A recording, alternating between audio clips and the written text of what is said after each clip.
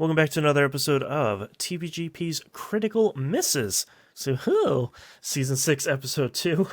I'm your host, Boston. Joining me as always is Moonbeer. Hello. Hello! We are here talking about... Last episode, we started with our first Nine Inch Nails album that we're going to cover. We skipped over Pretty Hate Machine, as we talked about last time. I love it. Probably hasn't aged the best. We also skipped over Broken, which if you really want to go listen to something, probably the heaviest stuff he's made, go listen to Broken. It's like 6 tracks. It's really great. Note to yourself. Hold on.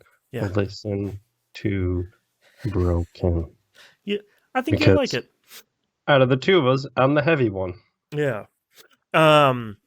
So there wasn't a whole lot of stuff between the Downward Spiral and the Fragile, which this came out in 1999, September 21st. Originally slated to release on September 9th, 1999, but clearly paving the way for the Dreamcast. Did not drop, and dropped 12 days later. To say that there was kind of a fervor for new Nine Inch Nails material after 5 straight years of absolute silence would be kind of putting it mildly. I wonder why. It's almost like when System of a Down released a new album or new songs 10 years after their last one. It's oh my god, yeah. It's very much that thing, and there had been some rumors here. The original album's title was 99, which thankfully it wasn't at the end because that's a little cheesy. But there was radio silence up until Nine Inch Nails performed at like an MTV Music Awards or an MTV Video Awards thing, and just played a new song for like 4 minutes and then just left. It's just like, what the hell? What's going on here? So it as huge as Downward Spiral was, the Fragile was hotly anticipated, and then when it was announced it was a double album, everybody just exploded. For the musical idiots here, that includes me, what is a double album? 2 CDs. Okay. So this one happens to be 23 total tracks. Yeah, 23 tracks on the CD version. One fun / infuriating thing about the Fragile is all 3 versions of it are different. That is CD, vinyl, and cassette. They are not majorly different. It's sort of like, well, the vinyl has this one extra track and cut the end off of another one to make it fit, and the cassette has 2 extra tracks because it has extra, and it's all that sort of stuff. We will be listening to the CD version. Be careful for anyone that's listening along with us. We're going to be listening to The Fragile. We're not going to be listening to Deviations 1. That is an instrumental version of The Fragile. We want the words. So feel free to listen to that too if you want. It's a very different experience. But we're going to be listening to the OG version, the 1999 one. So how many tracks is this? 23. No big deal. It's a super short second segment, I'm sure. Yeah. It's a good thing we may or may not have discussed, potentially, starting earlier next time. Yeah, it should be, a quick 30 minutes in and out. Yeah, no big deal. Yeah. So now, after Moon, to sort of turn this over to you, after we listened to Downward Spiral for last episode, do you have any expectations going into kind of the next step of the Nine Inch Nails catalog? Generally, no. Okay. Because a fun fact, when I'm driving, I have the Pandora or Spotify, whichever one is open on my phone at the time, running in the car. And I usually just pick a band I like and then let it play from there. And thanks to that, I actually realized I know one of the Nine Inch Nails song. Oh, okay. And which one? Probably, based on your description, it's probably from Broken, but it's Wish. Yes, that is from Broken. Yep. And I guess that's from Broken because it's heavy as hell. Therefore, Yeah. that's why it shows up in my playlists. Yeah. Um, I'm honestly, I don't know what to expect. I mean, that's the whole kind of the whole thing I've heard about Nine Inch Nails is Yeah. it changes so rapidly and vividly between each iteration that they do Mm, that it just becomes this hodgepodge of different styles while remaining the same core mechanics, if that makes sense. right. Right. Yeah, and the interesting thing about the Fragile is it very much feels like the next step after Downward Spiral. He's not making that album again, which is sort of a breath of fresh air, because I think so many bands, you see it time and time again, ever since music was recorded, have a hit album, and then the next one is sort of like, we're doing it again. Oh, but it's worse this time. Oh no. It really is this kind of fresh thing. A lot more live instruments, a lot more guitar work, a lot of heavier stuff, sort of juxtaposed with this track is just piano. So you kind of get the full gamut of stuff here. And I think one thing that is interesting about this album is since the runtime is so long, you really do get a huge smattering of songs, sort of maybe not always in the best way, but there's a lot of different stuff here. Yeah. The singles here were The Day the World Went Away, which I can guarantee you probably have never heard. We're in This Together, which was like a 7.5 minute single, which did not do well. And then Star Humpers Incorporated, which we're a clean show, so which you may have heard. It was kind of a wild video when it came out because it was sort of the burying of the hatchet between Trent Reznor and Marilyn Manson, at least for a couple of days. But other than that, Into the Void was probably the largest single there, largely because of its video at the time. But this album was a critical success and largely a market failure. In a way that I'm still not entirely sure why. It seemed to do super well. I'm not sure if it was because it was a little bit more expensive since it's a double album. But it's one of those ones that it's a huge fan favorite. It's one of my favorites of the entire catalog. But it just kind of didn't sell. I don't think it had its closer, which is probably one of the larger issues with this album from a sort of a sales standpoint. But I'm very curious to hear what you think of this album once we get into it. I'm expecting you to find at least a couple of tracks you like because there are just so many here. But we'll see how it clicks with you. It's one of those things, isn't it? It's like with 23, there's bound to be a couple of ones in there that I'm actually, okay with. Yeah. And I'm excited to revisit it because I think I came out of the Downward Spiral maybe a smidge cooler than I was expecting to go in. Like it's still a good album. I still enjoy it, but there's some stuff here. We talked in the episode last time about there's a trio of songs that are a little similar to each other that kind of bring it down.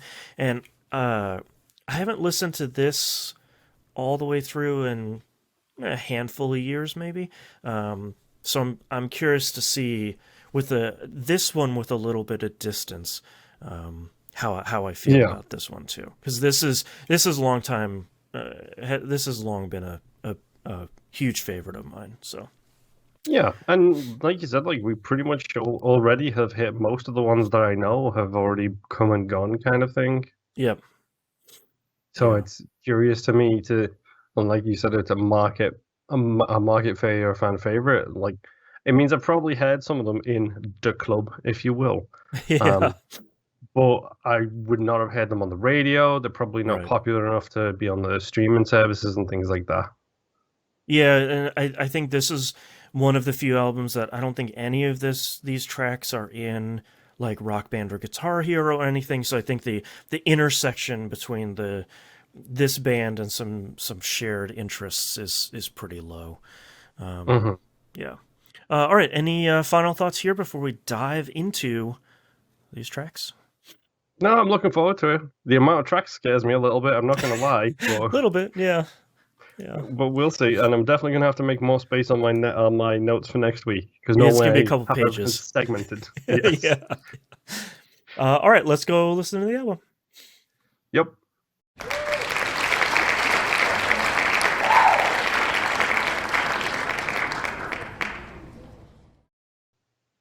We've returned from the double album epic. Screw the you is all I have to 23, say. By the 23 way. tracks. Ah, you love it. Uh, let's we got a lot to cover here, and we don't want the show to Yeah. be 2 hours long, so let's just dive right into it with the. We're gonna start off with the left disc as You say that like I have any choice in the matter. I get 1 through 25. That's all I get. it's disc one, track one, somewhat damaged is the very Uh-huh. first track here. A true Nine Inch Nails deep cut classic. This is a huge fan favorite. What'd you think about the sort of opening salvo of the Fragile here? Honestly, I think this is very much it's one of those songs like it's very rare you get them, but a really good. I hate to quote Jack Black from that movie. What is that movie where they're super snobs about music? John Cusack. Oh, High Fidelity. Yes, Yeah. there is a I hate to be super snooty like they are in that movie, but this is a prime example of a side one track one. Yes. Um, they're specifically talking about vinyls, but it's a good opener to an album Yep. because my notes are it's simple but it's effective, and you're gonna love this. This is a theme that's gonna show up throughout the entirety of this album. I'm now hearing the industrial. Ah, sure. Yeah, yeah, yeah. Like it's not that I never heard it before. It's more like it wasn't stand out to me. There's a song later on that's it's 100%. It's like, yeah, okay, I get it. Yeah, there's one song on this album where it's like machines are playing that, right? Like it's just a robot band. Yes, that's Yeah. exactly. It was like, okay, now I get the industrial name. Oh, Now oh, I, industry. Okay, yeah, yeah, now I get it. yeah. Okay. Um, I I tried to make some notes on the lyrics I was going, but to be honest, this week was an absolute nightmare of a week for me. So Ditto. I didn't get to delve deep into the lyrics. Seems a bit hero worshipy, this song. Like it feels like it's like, is it a song about the fans? Is it about him worshiping somebody else? It feels a little hero worshipy. You should probably read the lyrics. it's Okay. it's kind of the opposite. As it's the let me pull up the ninechnaleswiki.com or ninechnales.wiki. The often often good site. The very end of it is very much like, hey, I thought we were gonna be together, like together in this forever, and then you disappeared. The last two lines of her though didn't quite fell apart. Where the f were you? So like, this is probably one of my favorite songs that he's ever written. I think largely because I love a song that starts super simple and builds and gets more complex as it goes. And this is definitely that. And then by the end of it, it kind of explodes and falls apart. Like in that last couple of lines. Almost like a hero worshipper would. Sure, sure. Yeah. Well, okay. So are you saying? Oh, okay. I think I reversed what you were saying. Like maybe that Trent was writing from the perspective of that he is worshiping someone else, and I think there's a different. Yeah. Now I'm picking up what you're putting down. I get it. Yes, I agree. Yes, right there with you. Yes. It took a long journey to get back to. Yeah, you got it. Yep, Yes, me too. agreed. Yes. Survey Oh boy. says, ding. Yeah. Oh boy today. All right, let's move on to. Still shockingly, the day the world went away, the first single off of the Fragile, which Wait. This is the first single? Correct me if I'm wrong. There is no lyrics in this? there's a lot of na-na-nas going on, but Na-na-nas don't count. And I no, say they that absolutely do not. from the same place as the Beatles. Yeah, Na-na-nas 1,000% don't count. there's like a handful of lyrics here, but it is. There are a handful of other tracks on this album that would definitely do well as the first single to the Fragile. So when this came out, everyone was like, what? Last I heard of them was Closer. This is not that.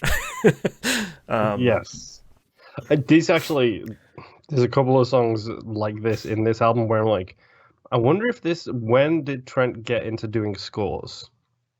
Yeah, you can kind of see the seeds of some of the score work on this album where it's like, oh, okay, sure. Like, did you meet Bowie shortly after this and then started getting into doing scores through his Hollywood connections by any chance? Right. Because there's a fair few albums in this which is just like, this feels like a score to something. I could feel this in a movie scene, in whatever the context may be for the songs. Yeah. I've always wanted to like this track, and there's like some interesting ideas here, and I just, especially coming right after Somewhat Damaged, it's just sort of like, all right, that was like, yeah, this is like your thesis statement for the Fragile, like you get it started, and then this track lands, and it's like, okay. Yeah, to Sure. say it's strange is an understatement. Yeah, it's fine. It's also, honestly, this feels like a super experimental album too.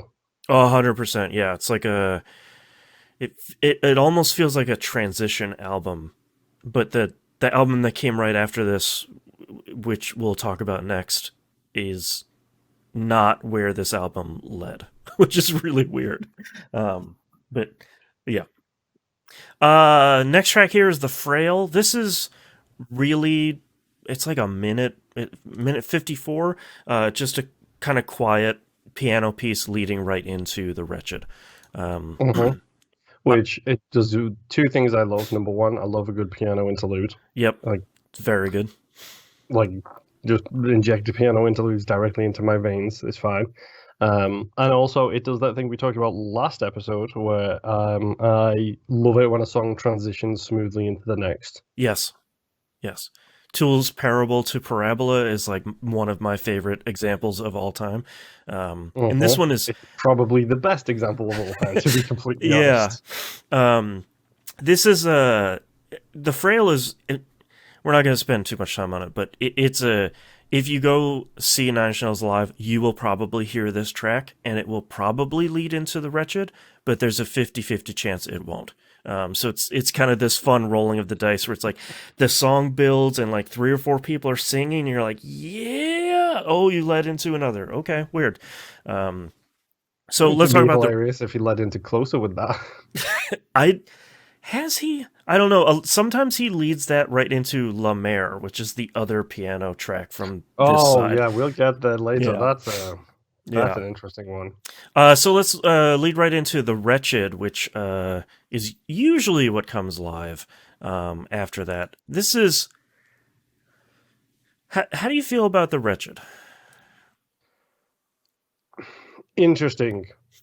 It feels like a very angry song. Like, yeah.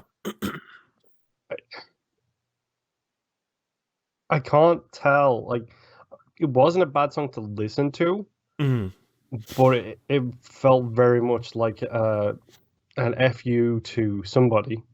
I don't know who, but an FU to somebody, and it felt like it was... Speaking of someone who has anger issues, it felt like somebody trying to express their anger issues in a healthier way by expressing it through music. Right. I liked it. It's not my kind of angry music, but I liked it. But the flow through to the piano, which if I'm right, it keeps going. The piano in this Yep. song, it's always in the background as well. Yeah. And now, thanks to you and Conspiracy Theory Brain, I'm now like, okay, is this the piano piece that's going to be all the way through this album? Right, is this the Fragile theme? It's like, no, not yet. No, it's not. Yeah. I like this song quite a bit. Part of it is probably because you kind of see it every live show. And I think it's interesting because I think the second verse feels like it shares a lot of DNA with Heresy from Downward Spiral, but it sort of peels away some of that the juvenile nature of Heresy that I was sort of a little bit disappointed in when I listened to it again. Mm. I also do really like how the lyrics just cut off at the end of this song. Like Yeah, he's there's a lot of that in this. yeah, like you can I like that there's repeated lyrics, like there's a little bit of glitchy work in this song. Like there's a lot going on and I think a lot of it works pretty well. But I feel like when you look at the trio of albums he and Atticus Ross released in the last couple of years, and you see a lot of the work he started here that is extended and refined like a decade later, which Hmm is Out, is kind of interesting. out of curiosity, what does seeds mean? Um, so you have halos, So the and albums. then that are like the official Nine Inch Nails releases. Seeds are someone wink wink wink uploaded a whole bunch of weird unreleased and super high quality Nine Inch Nails stuff that had never been seen before. Wink wink wink. Um, and someone asked Trent about it, and he's like, "Yeah, I don't know. That's weird." Cough cough cough. Wink wink. So all the stuff that quote unquote not Trent released on the Pirate Bay, those are all seeds. Where it's sort of saying like, here's a collection. Like if they were to put out greatest hits albums, they put out four of them. It's like singles, remixes, deep cuts, and quiet tracks. Those would have been like the those would have been the greatest hits albums. So those are like, go check the Okay. Pirate Bay. They're still being seeded if you want them. Um, Ah, that okay. Now I get the there it seeds is. reference. Yep. Yep. Now I get it. Yep. He says with a knowing wink of, I never used to pirate nothing. Wink. Yeah, I don't know what you're talking about. Let's I move don't on know. to the track 5 on left. Just Yes. Oh, sure. Go ahead. just before we do. Yes. So now you have introduced me to the Nine Inch Nails wiki. Yes. I have found out that this song, I have heard it before. I wouldn't have known that at the time Okay. because it's featured in Man on Fire, which, Ah, yes. if you've not seen, guess what's going in the list? Yeah. Yeah. Which I'm guessing you haven't seen. I feel like I've seen part of it, but it's been long enough that I don't remember. So to the list. Yeah. Next track here is "We're in This Together," which is one of also bafflingly one of the singles from the Fragile, because this song isn't good. Yeah, It's 7 I like minutes and 15 seconds, and it's like 4 minutes too long. I like the theme behind it. I like Yeah. I love the lyrics. I like a lot of it, but yeah, I think you're not wrong. It is a little bit too long. Like I really like the song. I really like the build up, and I Yep. really actually like the heavy chorus. Like when he fun part about talking about music in English, chorus could be used to mean like 9 different things. Oh, Uh, yes, definitely. so when he actually gets to the chorus, I like the fact that it like pounds into a little bit of a heavier chorus Yeah, section. there's almost like this wall of sound with the guitars. Like it's kind of they kind of meld together Hmm really nicely. Is the Nothing Can Stop Us Now? Is that a reference to Downward Spiral? Yes. Yeah. Okay. That is, ever since Downward Spiral, that's kind of a theme in a lot of the albums. But yeah, the song, the radio edit is like 5 minutes almost even, and that's pretty solid, which I know is kind of a heresy thing to say about any radio edit, but I think this song is No, really it's not. interesting. There's some radio edits are made so much better by That's it. true. Any DMX song where he swears and it just That's right. replaces it with him going, Bark. "Urgh," Yeah. is better. I think this song is cool because it's like almost a love song, sort of paired with the next track, Mm-hmm. and like I think there's so many cool ideas here. But if this wasn't a double album, I feel like this wouldn't have made it. Yes. Or maybe, I know hopefully. he does say, some hope at last, question mark. Yeah. Next track is The Fragile, the eponymous title track here. Um, Number one, why wasn't this a single on this album? This is like the most See, radio friendly song. that's the best thing for me is like coming out and doing this show like this with these albums. I never got exposed to the singles, so Right, I don't know the tragedy of the albums. right. Yeah, this is a really cool song that I really like. That it's one of those where it's like, yeah, why didn't you just release this as like the lead single? Like this is a hell of a well put together, pretty radio friendly, real solid song. Um, Hmm. I don't I don't get it. What do you think about this? This also kind of love song. I get it. I liked it. It's a to be honest, considering what we just said about the last song, this is a good song paired with the previous song. Yeah. Like, because this is a very supportive song. It's got a good steady beat that continues to build pretty well, kind of like all of Trent's songs seems to do. Mm. But I think do a parabola and like Yeah. have the last song 3 minutes shorter and just insert this song into the back end of it. Sure. Yeah. Yeah. Just Like, mush them together. yeah, because I mean, you ask any Tool fan about Parabola, and they'll say, "Oh yeah, that's a great song." They don't refer to it as two; Yeah. Yeah. it's one. It's Yeah. 9.5 minutes, but it's one. Yeah. I think this would have probably benefited from that a little bit, where it's just like cut the end or cut 3-4 minutes out of the last song, and then just have it transition seamlessly, like the piano did before it, into that song, Yep. into this song. Yeah. Yeah. Yeah. It's sort of funny because there's not a whole lot to talk about on this one because it's just a solid rock song. Like Mm-hmm. there's nothing crazy about it. It's just here's a lot of good stuff going on here.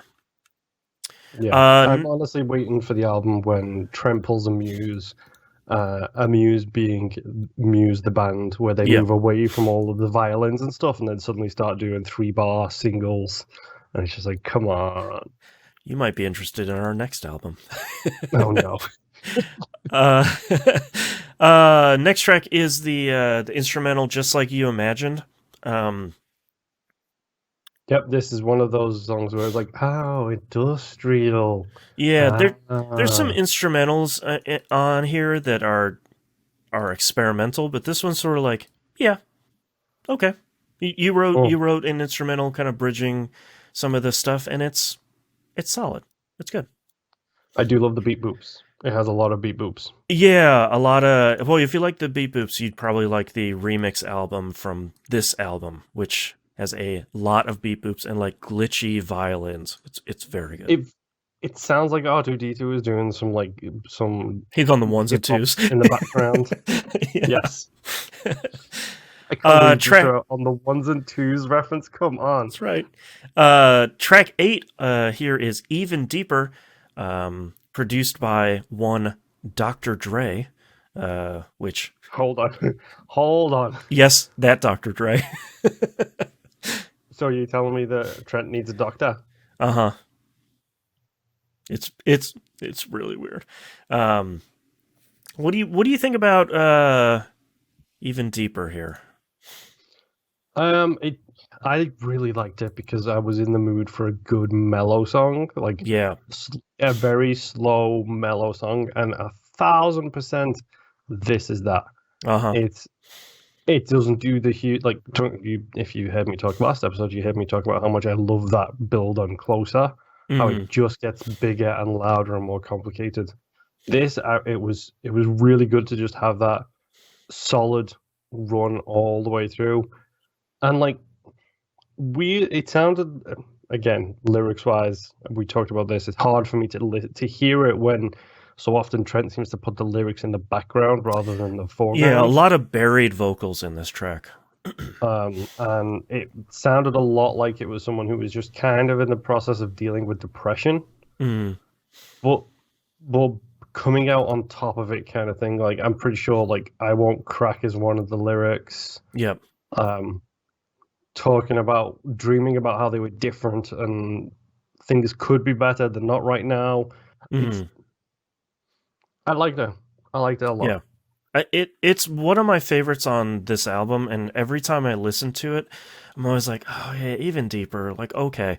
But as soon as those first couple beats happen, I'm like, oh yeah, right. This track's real good. This is real solid, and it's almost 6 minutes long, and by the time it's done, you're just kind of like, oh, that was it. Like okay, interesting. Kind of the opposite of we're in this together. Yes, yeah, very much so. Next track here, another instrumental, Pilgrimage, getting close to wrapping out the left disc of this album. Not like I would know that though. Yeah, well, the reason I'm calling it out is because left ends on kind of an interesting note here. This is I don't like this track. I was torn on this track. I've even put a note for myself here.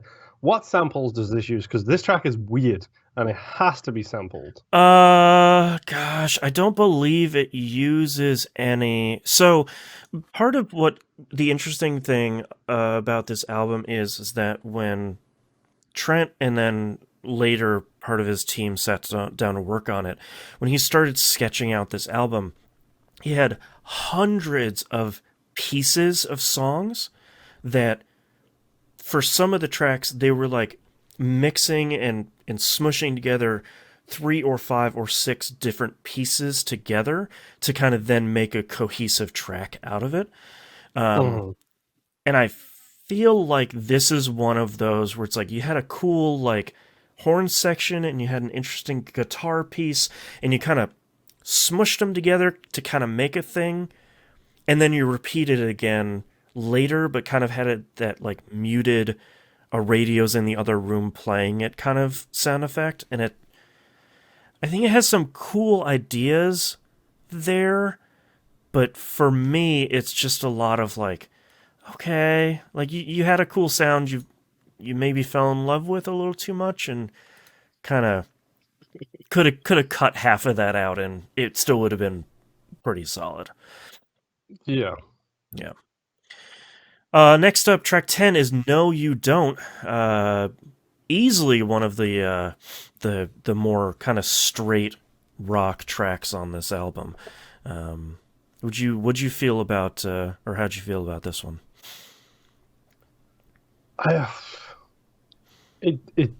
When I was talking earlier about this album feeling very experimental, this is where it really starts. Like, obviously, you got the piano bits and a lot more instrumentals than we had in the last album we did. Yep. This is the first one. I was like, wait, is it now a techno industrial album? Because, right. like, I like this song. Like, don't get me wrong, I actually did like this song a lot. Not so much the lyrics because I couldn't hear them. As that will be my common complaint throughout most of Nin, is because I'm a lyrics guy. I love a good, powerful lyrics. I love female lead singers in rock bands because they belt it out and they have to be more powerful than guitars most of the time, and that usually makes them pretty solid. So the lyrics, I struggled with that one, but I really did like the techno/industrial mix of everything. Like, it did feel like it was going for something completely different. Like, it's kind of a step away from everything else. Like, yeah, industrial and rock, and then all of a sudden it's like, wait, well, now we're throwing techno beats into this. Like, I'm just waiting for the to start coming in. except that's closer. So Right, right, right. Yeah, I like this one quite a bit. It's nice to hear, like you said, there's so much stuff that's that he's trying out on this album. It's nice to see that there's like a straightforward, here's some guitars, here's some electronics, here's some industrial stuff, and it's kind of really solid, really kind of straightforward lyric work, and kind of it ends on a real powerful note. And I think I also think it's interesting you talking about having trouble with lyrics, because I have a similar problem where when I listen to music that I haven't heard before, even for like the first 5 or 6 times, I will never remember lyrics because I'm usually focused. I know a lot of people are like, "Oh, I remember the lyrics after the first time I listened to it or whatever." I'm usually, my brain focuses on the music as opposed to the lyrics first. So that's usually my problem too, where it's like, that song sounded really great, and people are like, "Yeah, well, what about the lyrics?" I'm like, I have no idea. I don't know. They're probably good. I couldn't tell you a word that they said. Yeah. Next track here, La Mer, is the second to last track here on the left disc of the Fragile. You can go ahead since you're like chomping at the bit here. So is that lady speaking Latin? Is it Italian? Creole French. Okay. He recorded this in God,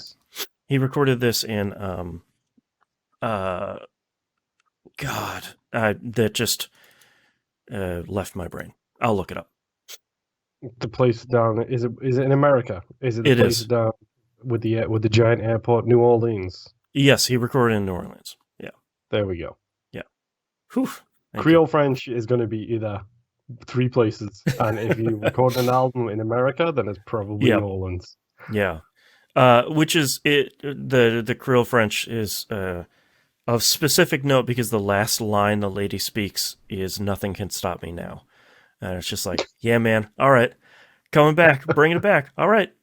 But you'd only understand that if you spoke Creole French. I know, it's really good. Yeah, I really like this track a lot. I like that it's, the beginning of it is sort of like, yeah, cool, you got this like real cool calm thing, and then the back half of it is just like, yeah, man, here's like a sick drum beat we got going on. It's like, yeah, oh yeah, all right, here we go. Yeah, it's a fine song. I like the fact that it's pianos again, but it's like it's another weird one where it's like, how high were you, Trent? Really? Yeah, I feel like La Mer is one I've seen a couple of times live, and it's always really good, and it's always a track that they use to transition from one lighting setup to another. So it's always kind of interesting to watch the stage transform kind of around them as the song goes on. Yeah, it's slow paced enough that you can literally just bring the house lights down and just have like everything else shift around. Okay. Oh no, the lights are up. The stage is moving behind them automatically. Like, come on, this is 9 Inch Nails. Like, they're not having people out on stage. Like, it'd be like gorillas. They're just holograms. All right, let's talk about the song that kind of transitions into The Great Below, which is the last song on the left disc 1 of the Fragile. What do you think about The Great Below here? This honestly is another one that feels a little scory. Yeah. Like this. Also, I don't know if I just pulled up the Wikipedia and it was totally featured in Man on Fire as well. There's a lot of those in Man on Fire. Yes. Yeah. Yeah, it feels super scory. Again, it does the thing we talked about before, transition from one song to the next. The only reason I know there's a song break there is because my player hitches while it's changing tracks. Oh, like, sure. I'm not playing it on a PC. I'm playing it on a 6-year-old phone, so of course it's not the most optimal listening situation, but like, that's okay. But no, I liked it. I like the fact that it was kind of soft. A lot of it was soft. It was very mellow. It was very chilled out. Still a little bit dark, kind of. Oh, sure. Yeah. Yeah. A little bit. It makes sense that this is the end of the first CD because Yeah. it's kind of feels like a song about wanting more. Hmm. And, well, spoiler alert, it's the end of the first CD, which means that, you know, Yeah. you're going to get more because there's a right hand side disc to play through too. Right. No, I like this Um, one. Nothing so far has jumped at me like Closer has. sure. I'm also not too sure, but I think we might have gone past the one already. Oops. But I made a note on just it was a post-it note, and I meant to go back and listen to them all and figure out which song it was. But one of these songs reminded me of "Hey Man, Nice Shot," whatever the song is called. No. Yeah. That's that is Is that the a that nine? is that's not Nine Inch Nails. That's so. Quick piece of history because this is important. Uh, Okay. Richard Patrick, the lead singer of Filter, who recorded Hey Man I Shot, was originally in Nine Inch Nails until he was summarily booted for being Richard Patrick. He then goes to I'm record. assuming that means he was a d-bag. Yeah, there were a lot of feelings between pretty much everybody in that album. You can see him in the Head Like a Hole video. Um, he went to go start Filter. Their first album, Short Bus, has Hey Man Nice Shot on it, which very much sounds like like if Nine Inch Nails had gone a little bit of a different direction, you would have gotten Filter's first album. The liner notes of Filter's first album also very specifically calls out that that album was not recorded using any computers or synthesizers or electronics whatsoever. And it's just like, oh man, okay. Oh, Like you're just okay, super bitter. Okay. okay. Yeah. I like The Great Below a lot. I like that the end of this album kind of slowly calms down and kind of Hmm. descends from an energy level. Um, this is easily one of the best songs I've seen live from them. I was lucky enough to see this in person twice. Um, what I was talking about with La Mer and the stage changing, what happens during this song is they turn off every single light in the entire place. And there's only 3 giant LED screens behind the band, and the only one you can really see is Trent because he's standing in front of one of them. And while he's singing, there's a video of like someone walking through a field of flowers and someone walking through like a stream and stuff. And then when the song sort of hits a crescendo, there's someone dives underwater sort of upside down from the top of the screens and kind of floats down through the entire rest of the song. And it's just like this incredible moment that kind of captures this era in Nine Inch Nails. So like listening to the CD version, I'm like, it's okay. And I'm thinking back to the live version where I was like, man, that was a moment. Like that was a real experience. And on CD it's like, yeah, that's good. That's Yeah, solid. I remember seeing Parabola performed live. It was a hell of an Ditto. experience, Yeah. considering that the laser show that they put on as well with all of the because it was the 10,000 Days album, Yep. and it was just like that tour. And it's just like, look, all of the Indian heritage kind of history of the music and everything is getting played out in front of you and above you and all around Yeah. you. It's just Yep. like, yeah, that album's about 10 times better now that I've seen it live. Yeah. Yeah. All right. So that's the left disc. Let's move on to the right disc here with "The Way Out Is Through," which is a song that I always forget has lyrics because it sounds like an instrumental track. It's a Um, lie. It doesn't have lyrics. My note here says Zen like experimental tracks question mark again mhm, bringing more of the experimental questions forwards because this feels like a Zen song, mhm, like very just nothing, it doesn't rise or fall in tempo, it just kind of maintains the same tempo throughout, and mhm. it doesn't have any lyrics at all as far as I could hear. Well, the funny part is a lot of the lyrics. One of the lines of lyrics here is "underneath it all," which this is not the song titled underneath it all. That is much later on this album, so it's a little bit confusing. But I like this one a lot. I think it's kind of a cool intro to this side of the album, and it's funny because I feel like Somewhat Damaged is an interesting intro to that side of the album that kind of doesn't match the energy level of the rest of it. Same with The Way Out Is Through. It's like, oh, this seems like it's more kind of an electronic, simple, kind of relaxed thing, and then the rest of that side of the album happens. And it hilariously transitions right into the Void, which was actually a single. They made the right choice on that one. What'd you think of Into the Void? Again, this is one of those songs I had to make a note where it's like, wait, now we're getting funky industrial, because this feels really funky as well. Yep. And it's like, cool. Now we're literally mixing every genre in with yours, and that's absolutely fine because somehow he makes things work and they shouldn't. Yeah, it very much feels like I got this sick bass line. Here, listen to this, and then it's just like, oh yeah, okay, that has to be a song. Yeah, it's a fine song. Nothing, I'll be honest, nothing in this album really jumped out at me. But there's a lot of songs which are like, cool, they're really good. They're just not to the level of like the mega hits or the thing, like even not mega hits. Like there are strange songs on albums that I absolutely adore for odd reasons. But nothing in here is like hitting your top 5 of like, these are my top 5 favorite Nine Inch Nails songs. It's like, yeah, this is an album full of solid tracks. Pretty much, yeah. I mean, that's probably the best way to describe it. Like this one I like because it again changes it, makes it kind of funky.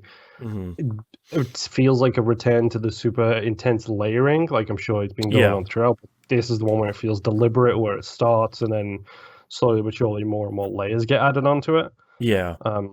But yeah, it's one of those songs where it's like, yeah, it's fine, it's cool. It's just, for lack of a better way to phrase this, it's just not closer. Yeah, I mean, it's a big song to live up to. I feel like that's part of. I don't think it's going to be possible, to be honest. No, I mean, you get some contenders in the next album, but I think that's part of the reason maybe why The Fragile didn't do well sales-wise is because everybody's like, all right, what's the big track here? And it's like, well, there are 23 and they're all weird. So how does that sound for like an expensive album? And it's like, well, no. I think that's also kind of coming off the heels of Smashing Pumpkins' Melancholy and the Infinite Sadness, where like there's like half of that album, it's a double album, half of that album were like monstrously huge radio hits. So people are like, all right, Nine Inch Nails doing the same thing. It's like, oh, half of this is piano songs? Okay. All right, sure. Yeah. Speaking of top 5 Nine Inch Nails song, this is one of mine. I love Into the Void. I think it there's something about it. I love that beat. I love the repeated tried to save myself, but myself keeps slipping away. I love the layering of those, like the back and forth lines at the end. There's just like there's something about this song that I'm not entirely sure I could ever really communicate super well, but something about this song that I listened to and I was like, yeah, that's the good stuff. My brain's just firing off that dopamine, like, yeah, man, let's do it. Well, of course it is. Yeah. Next song here is Where Is Everybody? I will admit something here. Uh-oh. I really like Where Is Everybody, fully recognizing it's not a good song. Honestly, yeah. I really like this song too. The chorus, real bad. It's just like this pleading and needing and bleeding and breeding, feeding. Like, I get it, dude. Like, you don't need to have this here. I don't care. It's still a great part of the song. Yep, it's still a really great song. I don't. This is the song where I adore the lyrics because it feels like the lyrics are put above everything else in this song. Yeah, it's And like a super straightforward song. yeah, I like it a lot because of it. Yeah, Because it's the message is clear, the message is right there in it. It's like, yeah, everybody's doing their own thing, nobody cares about anybody, you know. And I love the MC delivery of the whole song. Like it's not yeah, fast like an MC would, but it's very deliberately like parsed like a traditional song in poetic yes, kind of stanzas, yep, and I really liked it. yeah. This is one of my favorites, and I listening to this again is sort of like, yeah, man, this is cool. Like this is kind of a cool, weird little track that I think you're either going to absolutely love or absolutely hate. And I also got to say the remix of this track on the remix album is really good because they kind of like chop up and mess with the delivery of this song and how fast and slow the words are delivered, and it's really really interesting. I don't think this, yeah, oddly enough, song's never been played live. I think Weird. that would have also been a good single. Yeah, well, a lot of these songs are sort of like, hey, that's a really solid song. Um, all right, next track here. The mark has been made. You have probably heard this song because it's been featured in pretty much every interesting trailer that has ever been released. Is that why it sounded so familiar to me? Yeah, you have seen it in some sort of movie or TV trailer. Yeah. Is this like the Requiem for a Dream soundtrack? Yeah, where it's like, I feel like I've heard those strings before, and it's like, oh yeah, it's They, that Requiem song. yeah, they literally used it for the Lord of the Rings Two Towers trailers. Yep. It's like, come on, guys. I know Yeah. that piece of music. Don't get me Called wrong. called Requiem for a Tower Dream because it's a little different. Uh-huh. It's a And very good song. there's a whole bunch of different versions of it called like Requiem for a Song and so Yep. on and so forth, done with different instruments. Yep. Yeah. I I Oddly I enough, like, I found out that the Requiem for a Dream soundtrack done by Clint Mansell.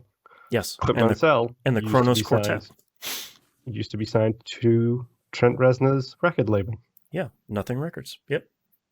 Yep. Uh-huh. It's all coming together. It's all connected. Yeah. I Yes. I think this track is solid. It's a good like rock instrumental sort of thing, and hearing it you're sort of like, yeah, of course you'd pick that for like a Mhm. a trailer because it's just a good song. Uh okay, the next one should be Please. Yes. This is Yep. where like this track is like where the different versions of the album all split off. So I'm trying to make sure that I keep track of which one. So the next track here is Please. What did you think about this one? Honestly, kind of meh. Mm, I couldn't even tell you why. I literally have zero notes for it. Like, hold on. So, for the people who watch the video version at some point, just a blank spot. and I don't know why, there was just nothing that jumped out to me about it. And It's just a solid song. Yeah, I mean, if it sounds okay, it's fine to listen to, but it's one of those songs where when I'm listening to an album, it will start, finish, and I won't even realize that it's gone. Right. You're just like driving along the highway and you're like, oh yeah, like you're talking to somebody. Yeah. I like Please a lot, and I think it's cool. There's a different version of it where there's like an appendage on the end that is sort of like a mini remix on this song that I think is kind of neat. But it's one of those songs where it's like, yeah, that's a solid song. The lyrics are good. The instrumentals are good. It's just a good song, but it's not like, all right, that's my favorite track of Fragile. It's like, yeah, it's fine. Mm-hmm. Oh God. Okay, next track. I really don't want to talk about this other than one thing. You Hold- said hold- this was an ending the beef song. This is not an ending the beef song.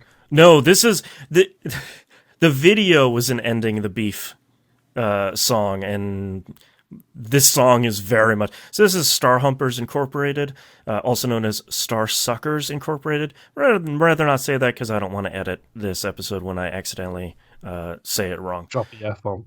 Yeah. I hate this song so much. I do too. It is exceptionally terrible. I get it. You're angry about Courtney Love and Marilyn Manson. We all know who the song is about now. It's just so out of place. Big Man with a Gun in Downward Spiral was very much like this, where it's just like, what happened on this specific track that you felt like this needed to be here? And it's bad. It's all I think the chopping of the vocals and the distortion on the delivery of the vocals I think is really interesting. I think literally everything else is really bad. The breakdown of this song is a take off of "You're So Vain" by Carly Simon. Like, what the hell? I'm getting mad about this track all over again. It's so bad. Yeah, I do not like this at all. I don't want to talk about it anymore. No, I'm fine. This album should have been 22 tracks. If you just cut this out, this was a B-side of the first single, and it was like, oh no, leave that on the B-side. All right. Oh, okay. That's good to know. It's bad. Okay, so it was the start of the beef, and then by the time they got the video out, it was an end of the beef. Cool. Let's move on. Next track is Complication. The very guitar-focused instrumental track here. I'm sort of expecting that you didn't like this one because it's repetitive. I liked it a lot. Oh, good. Okay. And I liked it a lot because it's got a good rhythm. Like, don't get me wrong, I adore certain things with good rhythms, and if it's got a good beat to keep you going, I can really get into it. My main note for this one is it reminds me of the bloodbath scene from Blade. That's high praise. That is an incredible song. That's also a killer song as well. Yeah. I like this one a lot. By the way, listeners, just so you know, that was a deliberate pun. Yeah. I kind of always forget this song is here. I've seen it live as well, and I kind of keep forgetting him. I keep forgetting it largely because there's a remix of this called Complications of the Flesh, where they take this song and the New Flesh, which is a B-side, and they smush them together and slow the thing down by about 50%, and it's incredible. So hearing this version is sort of like, oh, right, like the foundation of that is really solid. And it's... This is partly why it's so hard to Google Nine Inch Nails songs, for the record, by the way. Why is that? Because you type in Nine Inch Nails, complicate, and then it auto fills to Complications of the Flesh, Complications version 2 part B, right. Complications deeper in the inside, and it's just like, live version from 2002. Just like, oh boy. Yeah. Next track here is the 8th track on Right. I'm looking forward to joining you finally. This is... I really like this song a lot. Okay. An ode to Trent Reznor. Depressing. Yeah, it's an ode to Trent's maternal grandmother who passed like right before or during the production of this album. And it's kind of dedicated to sad plus mellow dash someone died ? On Moon's notes here. Yeah. Yep. It is. It's a really... I don't always listen to this one, but it's cool. It's a cool, mellow, kind of sad, like personal thing. Yeah, and sometimes they're the best songs. I really did actually genuinely enjoy this song. Yeah. Weird that you were talking about the grandmother though, because it did remind me of 10,000 Wings Part 2, which was Maynard James' song about his mother dying. Yeah. It's like, okay. Yeah. Take a good song about loss. Yeah. Next track here is The Big Come Down. I'm very curious to hear what you think about this song. This is one of those songs where I really hear the industrial. A robot band. Daft Punk is playing this song because a Mhm. robot band is playing this thing. Yeah. Yes, this is why they retired, because they did this song and they haven't been able to do anything since. Right. Not like they did hundreds of albums and soundtracks instead or anything. Yeah. I like this song. It's weird. Yes. The I don't know why how to describe this. All of the industrial sounds in this one sound like they are deliberately discordant, so Yes. deliberately off tune. But when put together, they become not discordant, which Yeah. is it's a really strange thing to try and listen to. Mhm. Like, and the lyrics are kind of so-so, They're fine. but it feels like a positive song. Like it's hard to. It's kind of like you play the Superman theme in an upper key, and it's great. You play the Superman theme in the lower key, and it's like, well, there's Superman. He's going to kill us all. Right. This feels Right. like Trent is playing in the upper key for once, and Yeah. it feels like a more positive vibe coming out of the song than maybe was intended. And like the Yeah. fact that all of the noises should not work together. They just shouldn't. That Right. like that's someone clanging on a pan with a steel with a steel pipe. Right. And yet weirdly that combined with this other noise of a bucket full of screws, Right. it Right. works together pretty well. I Right. don't know And like why a I like it. robot building I a just car. Like, yeah. I yeah. don't know why I like it. I do. Yeah. Some tracks on this album were deliberately played with. It's like Hans Zimmer's soundtrack for the Sherlock Holmes movies, where he's playing it primarily with an out of tune, kind of broken piano. This one, Mhm. there are a bunch of tracks on this album where he's playing them with kind of broken instruments, or they're playing them with instruments that aren't tuned correctly, or they're just like a little bit left of center. Um, and that this one very much sounds like that, where it's like, all right, I think you put it the best, where it's like all of this stuff is kind of broken and out of sorts, but somehow they all fit together when you put them together. Um, Mhm. this, if you were to push me, this is probably my favorite Nine Inch Nails track of all time. Um, I, there's, I have always really loved this track. I like the lyrics, even though they're kind of weird. I like the Tension 2013 live version where he has the two women singing behind him and they're like harmonizing with him. I like you said, like it's just like a robot factory that's falling down a hill. Like it's there's something about it that just has always clicked with me, and it just I really, really, really like this track, and it's one of those where I'm like, I love it, and I know no one else really does to the same level, and it definitely should not have been a single, but like, if you're interested in Nine Inch Nails, like, you want to listen to Was this this to sort another of see, single? like, what does the weird part sound like? Yeah. Was this Yeah. another single? No, no, absolutely not. But weirdly enough, played live a lot, which, I wonder if that's because it's a fan favorite. yeah, I get the impression that it's a love it or hate it sort of thing, where it's like, yeah, one of my favorite tracks on the Fragile, or it's like, ooh, yeah, I'm just gonna skip right past that. Yeah. Track 10 number here is Underneath It All on the right disc of Fragile. This is like almost an instrumental with a little bit of lyrics here. What do you Yeah. think? What do you think about this one? It was okay. It wasn't anything fantastic on this one, but will say it gets across an urgency. I don't know what it's urgent about because I can Yeah, barely understand the lyrics, but it's definitely an urgent song. it's like pulling you along a little bit.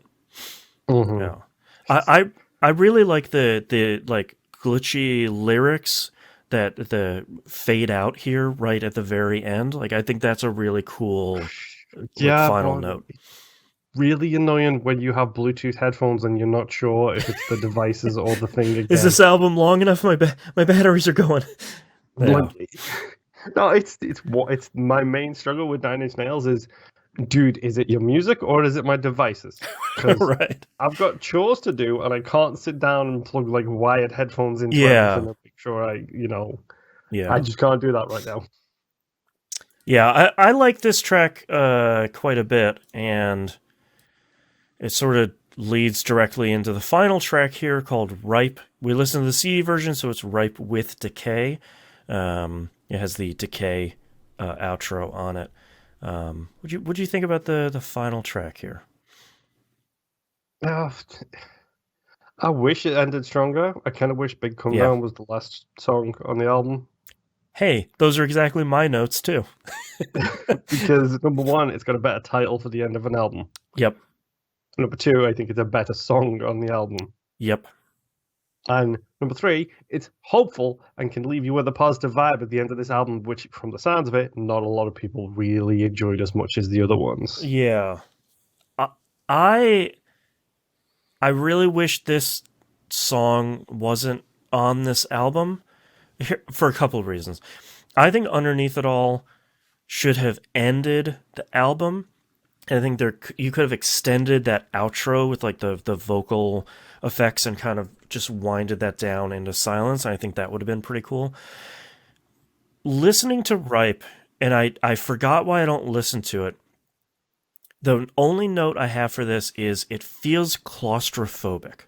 Like there's something about the music and the instrumentation that I just like. I feel like it's closing in around me, and not in a way where I get any relief when that's sort of pulled away. Because sometimes songs can kind of close in on you like that, and then something drops, and you're like, oh, thank God. Okay, like here's the chorus or here's the outro or something. But yeah, the outro to this song is just, hey, it's the same thing but with flies buzzing. It's like, come on.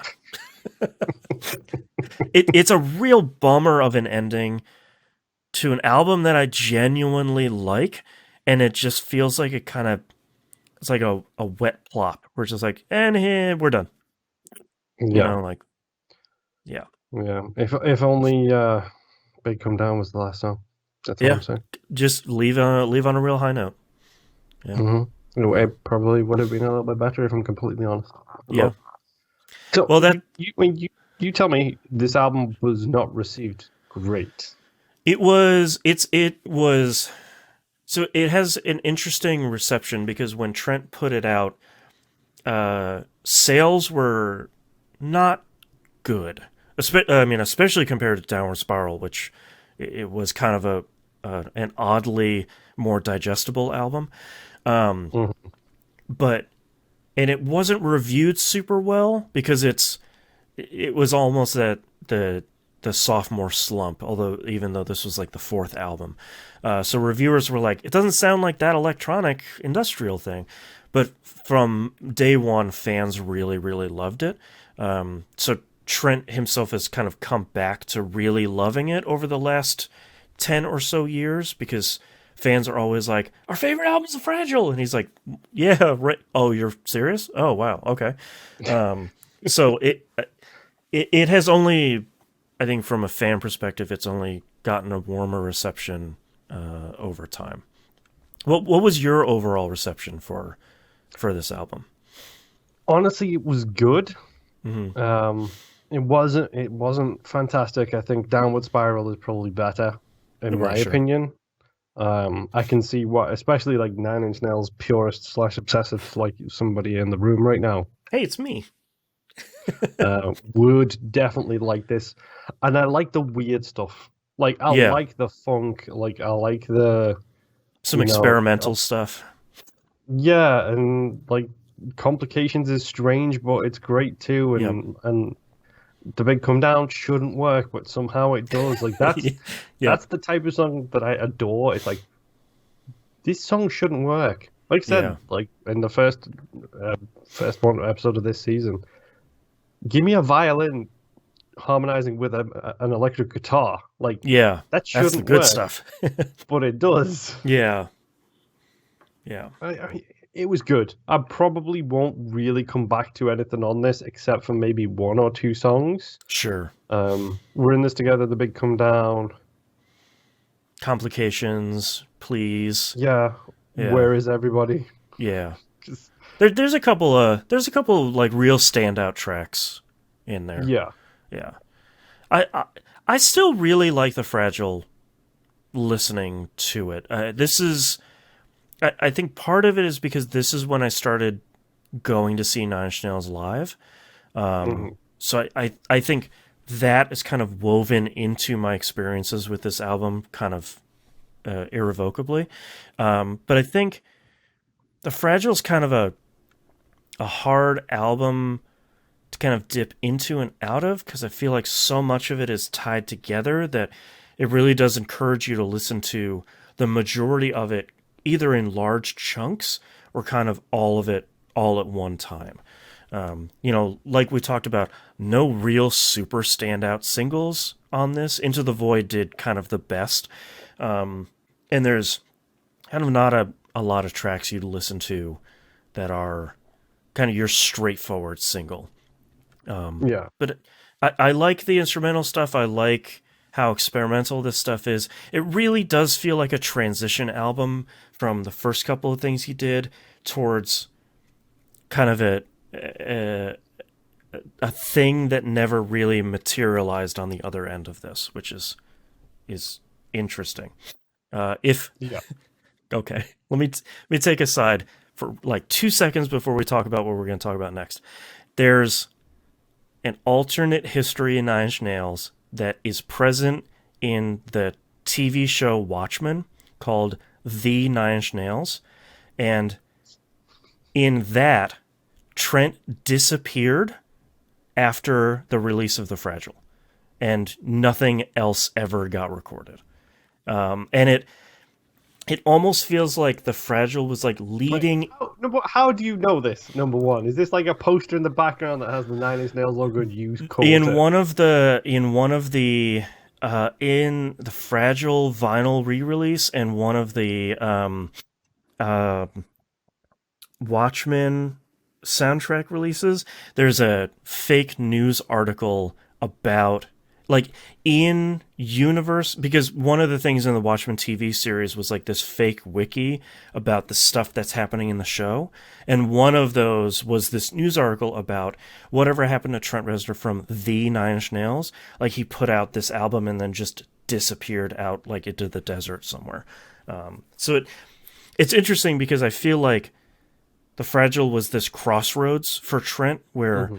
he had to get this album out and then kind of he started to pivot to something else, an album called Bleed Through that never materialized, and then he like took a left turn into our next album here, which is With Teeth. We were originally gonna not cover this, but I'm gonna call an audible here and scooch this in here and drop the Oh, last thing we were going to experience here from the end, because I think after the release of The Fragile, things got real bad for him personally, and mhm. With Teeth is kind of his return saying like, I'm sober, I am ripped as hell, I'm putting out a rock album. And it's like, okay, a lot of Okay. things are changing all at once. So like we did last time, talk a little bit about homework. This Fragile is Halo 14. With Teeth is Halo 19. Notable releases here: Halo 16, Things Falling Apart is the remix album slash EP slash thing. There are like 5 remixes of Star Humpers Incorporated on there. You can skip literally all of them. Everything else on the album, though, very good because it's either outtakes from The Fragile, which is hilarious to think that there are any, and a good cover of Gary Newman's Metal. There's some real good stuff on there. This was also the release of All That Could Have Been, which is the first live album, which kind of encapsulates everything from the Fragility 2.0 tour. It's really, really good. It is one of the loudest live albums ever released. So keep that in mind if you go listen to it. Just turn it down just a skosh. No, no. The the other side of the coin to that live album is something at the release called Still, and it is Trent reimagining old songs of his on just a piano and him. So like he's really, really stripping down a lot of his tracks. It's very, very good. There's also a couple of additional outtakes from the Fragile in there. It's all instrumental, or it's all just him and a piano. It's really good. And then With Teeth is Halo 19, which we will focus on next time.